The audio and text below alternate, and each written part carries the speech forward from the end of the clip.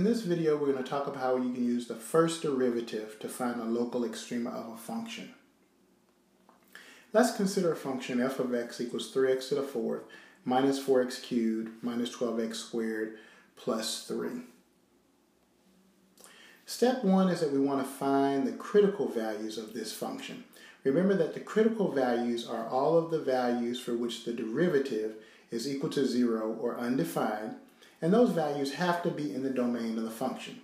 So we need to take the derivative of this function f of x, and we get that f prime of x is equal to 12x cubed minus 12x squared minus 24x. Now in order to set this equal to 0, and we see that there are only going to be critical values where this is equal to 0 because it too is a polynomial and there are no places where it's undefined, we'll need to factor this derivative. And so first we'll factor out a 12x, and that'll give us 12x times the trinomial x squared minus x minus 2. That trinomial now needs to be factored, and we get 12x times x plus 1 times x minus 2. So we have our derivative, and now we need to find out where that's equal to 0. Recall that a factored polynomial is equal to 0 wherever the factors are equal to 0. So we get that f prime of x is equal to 0 when x is 0, that's when 12x is 0. When x is equal to minus 1, that's when x plus 1 is equal to 0. And when x is equal to 2, that's where x minus 2 is equal to 0. And these are what we call the critical values for our function. So once we've got our critical values, we're now ready for our next step. And so step 2 is to create a sign chart. Remember, we need to create this sign chart with our derivative so we can determine where the function's increasing and decreasing. So we make a number line, and on that number line, if you remember from our video on sign charts, we're going to put down all of the places on the number line where our factors are 0. And so those will be the critical values, minus 1, 0, and 2. Then we start listing our factors, 12x, x plus 1, and x minus 2. So let's start with the first factor and determine what the sign of that factor is in each of the regions that have been created by our sign chart. And we see that that 12x is 0 at 0. It's negative to the left of 0, and we can determine that just by plugging in any value to the left of 0, say minus 5. Minus 5 times 12 is minus 60, which is negative. And because that factor is linear, if it's negative on the left-hand side of where it's 0, it's going to be positive on the right-hand side. And so it's positive in those two regions. Now we're ready to do the factor x plus 1. We see that x plus 1 is going to be 0 when x is equal to minus 1. Again, we pick a test value on the left, and we see that x plus 1 is negative on the left of minus 1, and it too is linear, so it'll be positive on the right of minus 1. The last factor is x minus 2, and it's going to be 0 at 2.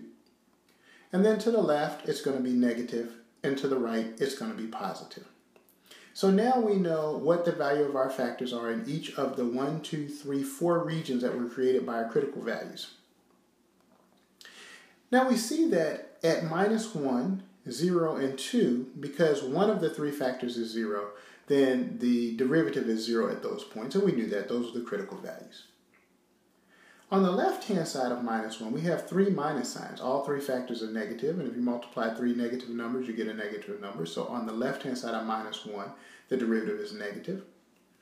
In between minus 1 and 0, the derivative is positive because two of the factors are negative and one is positive. In between 0 and 2, the derivative is negative. And to the right of 2, since all the factors are positive, the derivative is positive. So our sign chart for our derivative looks as this. And now we can start putting arrows on, down arrows where the derivative is negative, up arrows where the derivative is positive. Remember that the sign of the derivative tells you whether or not the function is increasing or decreasing. So to the left of minus 1, since the derivative is negative, we know the function is decreasing there.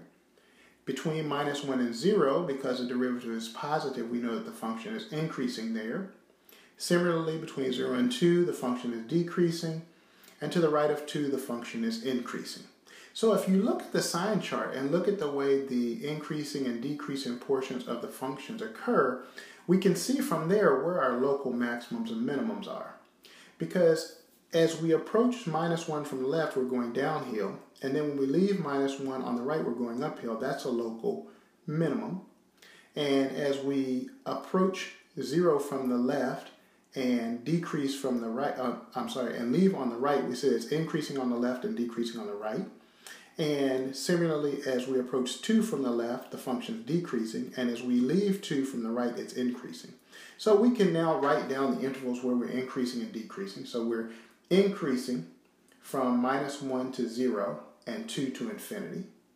And we're decreasing from minus infinity to minus 1 and from 0 to 2. And as we explained, we have a local minimum at f of minus 1 because to the left we're decreasing, to the right we're increasing, so that's a local minimum. And the same thing's occurring at f of 2.